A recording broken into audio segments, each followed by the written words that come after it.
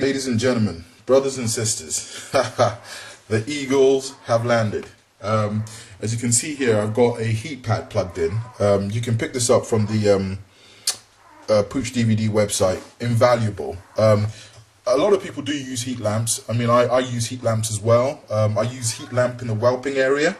It is good, but sometimes I feel that you could overheat the dam, and she moves away from the puppies sometimes, depending on the strength. I mean, I've got a variation of heat lamps available on my site. Some 150 watts, some 250 watts. If you're in the house, 250 watts.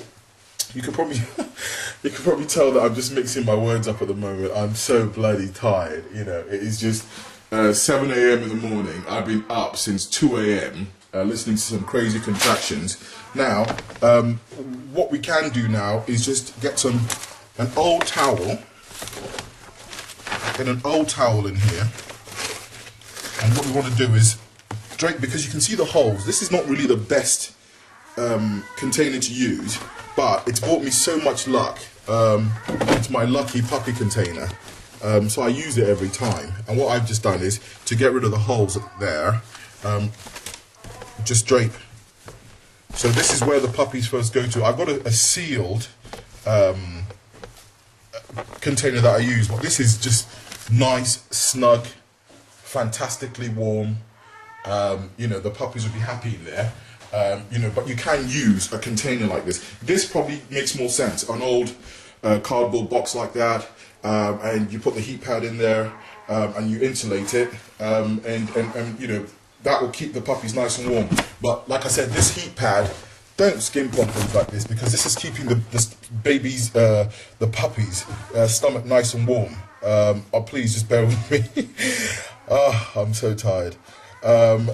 It's got a cable, it's indestructible, so, you know, even in with the dam can't chew this. But I'm sort of separating the puppies as they're born at the moment, because her scratching is pretty intense. Those contractions are pretty powerful, which is a good thing.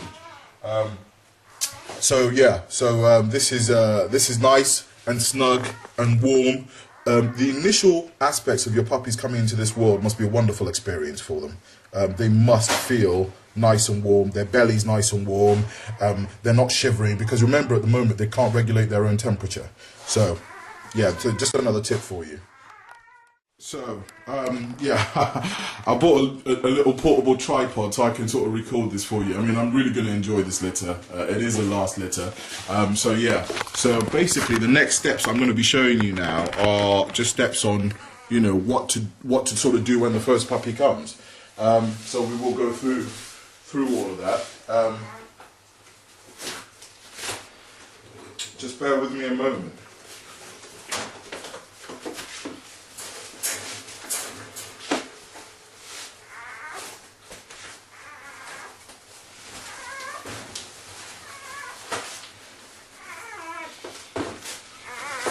So, ta-da! For the first time on camera, we have a very beautiful, lovely, jobly male puppy. Absolutely beautiful. And here's where the paper towels come in. You know, this puppy's dry very, very quickly. You know, I mean, you've seen the size of this poor girl. You know, look at what's in her stomach. This is just ludicrous, really. That is just a matter of hours old. So that puppy's come out, and we're going to clean the puppy, get rid of all the blood and guts. I mean, the puppy's nice and active anyway. After I clean with the tissue like this, and it's okay to be a bit vigorous. She has a good lick, it's important, and he's had a little bit of a feed, but I know that the pups are going to be coming quickly, and yeah, this is a massive boy. I mean, look at the bone on that boy. Beautiful markings. Beautiful markings. This is what Fritz is producing. So we've done that. Then I got baby wipes here, like that. So, baby wipes.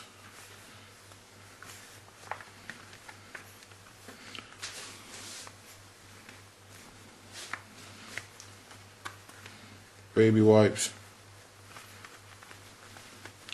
Nice and clean. Nice and clean. And I mean, in there it looks so snug. So all this straight into the bin. Yes, I'm just putting it down at the moment, but that's going straight into the bin. No cross infections on this premises.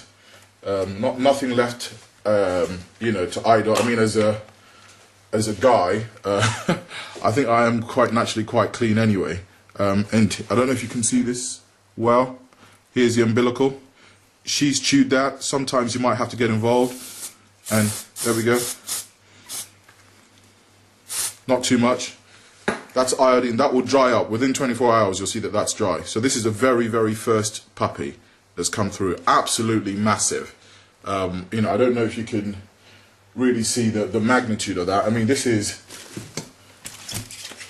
are feeding bottles. Yeah, not to play around with this puppy too much. That's a feeding bottle. That's what's come out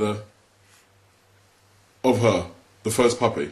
Whoever gets this type of puppy is just, it's going to be insane. That is a feeding bottle.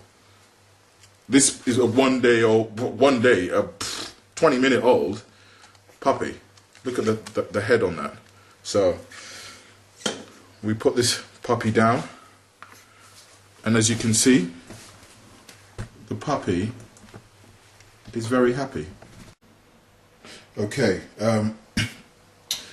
this is what I do, and you know, I don't think I'd find it an absolute insult if a breeder said to me, you know what, Ben, you're a little bit too involved. You know, just let nature be. You know, I think there could be a point there. You know, however, I'm determined never to lose a puppy wherever possible. And also, I believe that, you know what, with a bitch like Honey that's so heavily pregnant, you do need to get involved. Certainly, I mean, what I do is I leave, as the first pup's born, you dry them up, they suckle for a little bit, and I don't know, there's some statements that this helps in sort of triggering more contractions. There could be some truth there. I think they're natural hormones anyway. Once they're giving birth, once they're in whelp, that would, you know, trigger the contractions. You know, oxytocin is one that triggers the contractions. But anyway, so what do you do when you have a large litter, and especially with a bitch like Honey that, you know what, she was a snail in her last life. She takes her time. Don't rush. She's a diva. Don't rush her. What I've always done is, this Neutralac, you know, it's not an advert here. You know, if you're having litters, get some of the stuff. Really, you get it from Pooch DVD. I've never had a litter without it, and I actually give it to if I've got, let's say, 2 pups, I'll leave 1 pup with her, because she does really dig up quite aggressively. And you've got to remember, in nature, you're not going to have 10 puppies or so surviving. It's very rare. I know that the Central Asian Ovcharka can do this naturally, but you can see here I have a bottle made up, okay, just pretty much just really how you would treat a baby. This stuff, you can give this from birth, genuinely, and you'll see that. You know what, it sounds like a real heavy statement. If I had the time and something went wrong, I would raise a litter of puppies on this Neutralac. I would raise a litter of puppies on it, and I will tell you now that you would not be able to tell the difference from the litter that was raised on this and the ones that were raised on the mother's milk, except for the fact that I would be almost dead from being so tired. But as the pups are waiting, what you need to do is keep the energy up. You know, so when the whelp is over, they're full of energy and they're going to latch onto the milk. So what I will do now is basically, you know, feed this puppy.